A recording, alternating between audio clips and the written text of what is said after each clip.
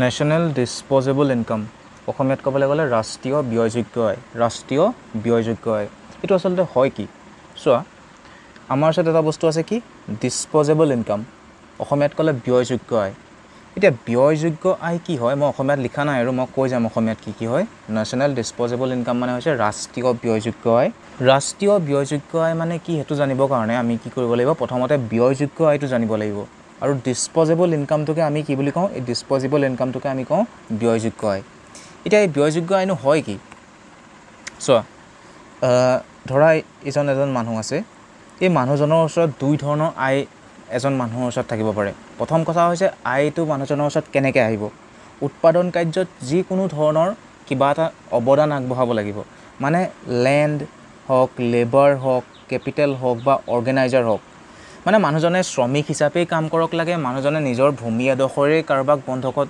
ভাড়াত দি দিয়ক বা মানুহজনে উৎপাদন কাৰ্যত টকা আগবঢ়াওক কেপিটেল হিচাপে যাৰ ইণ্টাৰেষ্টটো লাভ কৰিব ইনকাম হিচাপে বা মানুহজনে নিজেই অৰ্গেনাইজাৰ হৈ উৎপাদন কাৰ্যটো কৰক কিবা নহয় কিবা এটা উৎপাদন কাৰ্যত কৰিব লাগিব মানুহজনে আয় উপাৰ্জন কৰিবৰ কাৰণে আৰু সেই আয়টোক কওঁ আমি কি ফেক্টৰ ইনকাম সেইটোক আমি কি কওঁ ফেক্টৰ ইনকাম অসমীয়াত ক'বলৈ গ'লে সেইটো কি অসমীয়াত সেইটোকে কওঁ আমি কি উপাদান আয় উপাদান আয় ঠিক আছে সেইটো হৈছে উপাদান আয় আৰু নেক্সট বস্তুটো ইয়াৰ দ্বিতীয় ধৰণৰ যিটো আয় পায় মানুহজনে সেই আয়টো হৈছে মানুহজনে উৎপাদন কাৰ্যত ভাগ নোলোৱাকৈয়ে ঘৰতে বহি বহি মানে ওপৰতে পায় আৰু যিটো পইচা যাক অসমীয়াত কওঁ আমি হস্তান্তৰ আয় আৰু ইংলিছত ক'লে সেইটোক কয় ট্ৰান্সফাৰ্ছ বুলি কয় অসমীয়াত ক'লে কি কয় হস্তান্তৰিত আয়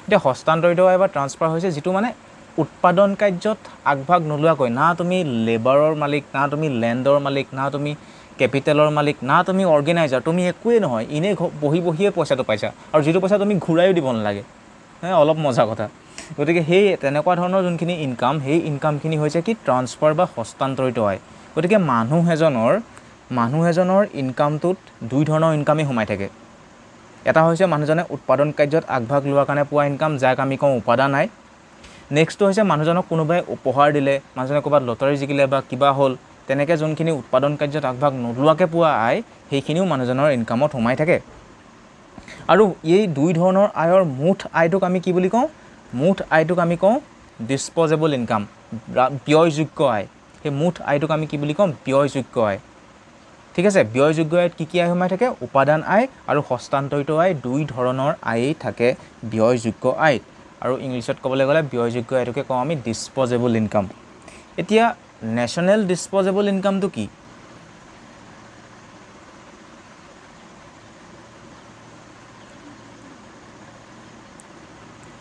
নেশ্যনেল ডিছপ'জেবল ইনকাম হৈছে যে দেশখনৰ স্বাভাৱিক বাসিন্দাসকলৰ হাতত এইখন এখন দেশ এই দেশখনৰ স্বাভাৱিক বাসিন্দা মানে নাগৰিক বুলি ধৰিব পৰা এই স্বাভাৱিক বাসিন্দাসকলৰ হাতত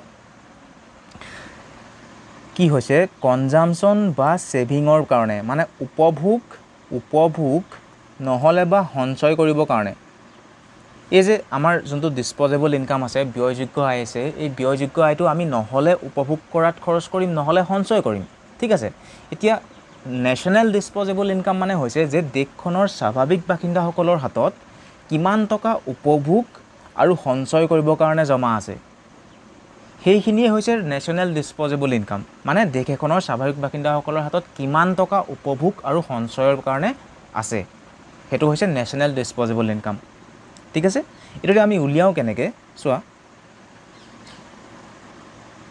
প্ৰথম কথা হৈছে আমি কি কৰিবলৈ গৈ আছোঁ নেশ্যনেল ডিছপ'জেবল ইনকাম উলিয়াবলৈ গৈ আছোঁ ঠিক আছে নেশ্যনেল ডিছপ'জেবল ইনকাম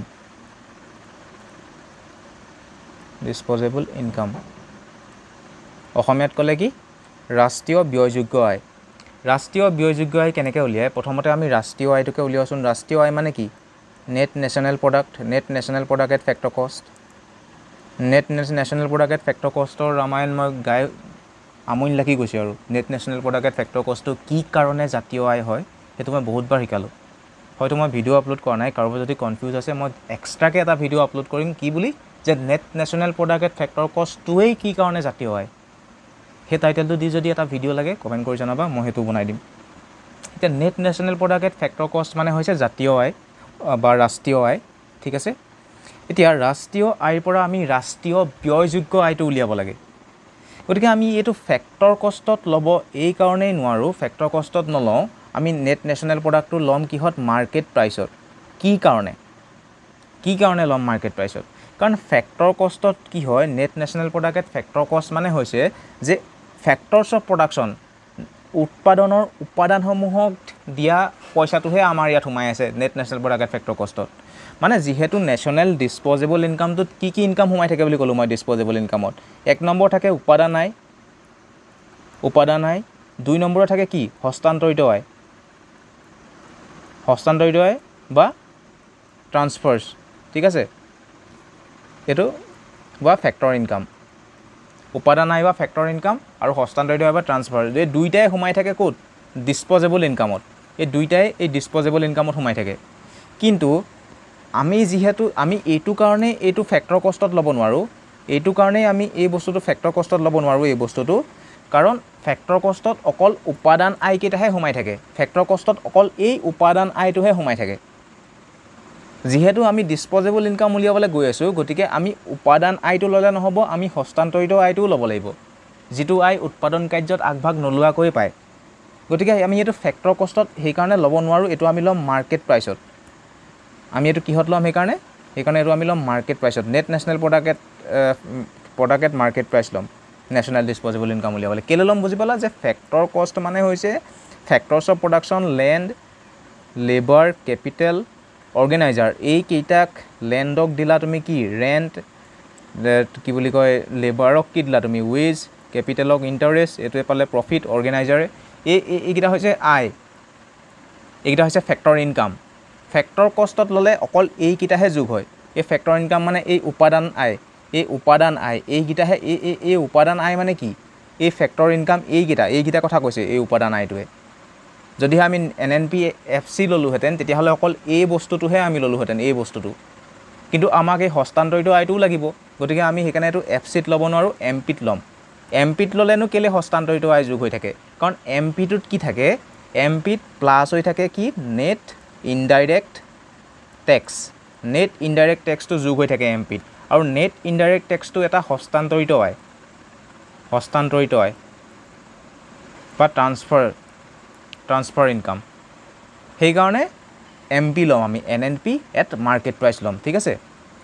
প্লাছ কি হ'ব? এইখন আমাৰ ইণ্ডিয়া, এইখন আমেৰিকা, এইখন ইণ্ডিয়াই আমেৰিকাক 10 টকাৰ সহায় কৰিলে, ধৰা আমেৰিকাই ইণ্ডিয়াক 20 টকাৰ সহায় কৰিলে। মুঠতে ইণ্ডিয়াই আমেৰিকাৰ পৰা কিমান টকাৰ সহায় পালে?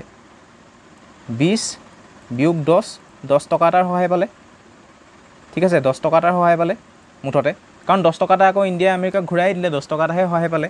এতিয়া এই 10 টকাটোৰ নাম কি গম পোৱা নাই? এই 10 টকাটোৰ নাম হৈছে নেট, এই 10 টকাটোৰ নাম হৈছে নেট কাৰেণ্ট ট্ৰান্সফাৰ্ছ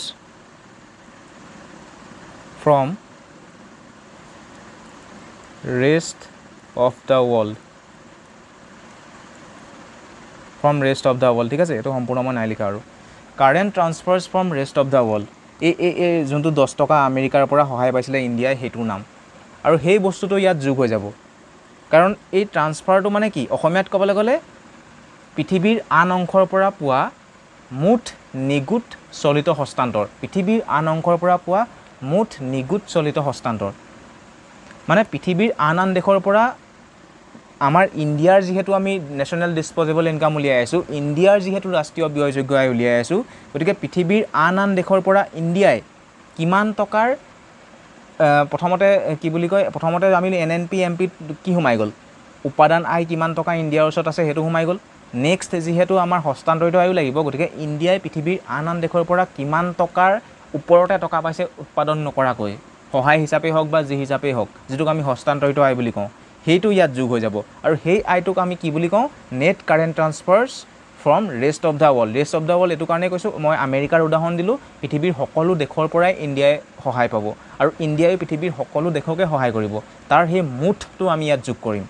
আৰু সেই মুঠটোৰ নাম কি net current transfers from rest of the world অসমীয়াত ক'বলৈ গ'লে এইটো কি ক'ম নিগুট পৃথিৱীৰ আন আন অংশৰ পৰা পোৱা মুঠ নিগুট চলিত হস্তান্তৰ ঠিক আছে এই বস্তুটো ইয়াত যোগ হৈ যাব এই বস্তুটো আৰু এই দুটা যোগ কৰি দিলেই আমি পাই যাওঁ কি নেশ্যনেল ডিছপ'জেবল ইনকাম ঠিক আছে বাছ এই দুটা যোগ কৰি দিলেই হয় আৰু প্ৰাইভেট ইনকাম কাক কয় আমি প্ৰাইভেট ইনকামটো পঢ়িম ইয়াৰ পাছত বুজি পালা নেশ্যনেল ডিছপ'জেবল ইনকাম কাক কয় এই দুটা বস্তু যোগ হৈ যায় আৰু এই নেশ্যনেল ডিছপ'জেবল ইনকামটো দুই ধৰণৰ থাকে এটা হৈছে কি গ্ৰছ এটা হৈছে কি গ্ৰছ আৰু এটা হৈছে কি নেট এতিয়া যদি নেট নেশ্যনেল ডিছপ'জেবল ইনকাম উলিয়াবলৈ কয় তেতিয়াহ'লে এইটো আমি যোনটো উলিয়ালোঁ এইটো নেট নেশ্যনেল ডিছপ'জেবল ইনকাম আৰু যদি গ্ৰছ নেশ্যনেল ডিছপ'জেবল ইনকাম উলিয়াবলৈ হয় তেতিয়া আমি এই এনটোৰ ঠাইত জাষ্ট জি পাতি দিলেই হ'ল জি মানে গ্ৰছ নেশ্যনেল প্ৰডাক্ট ল'ব লাগিব তেতিয়া চিম্পল হয় ঠিক আছে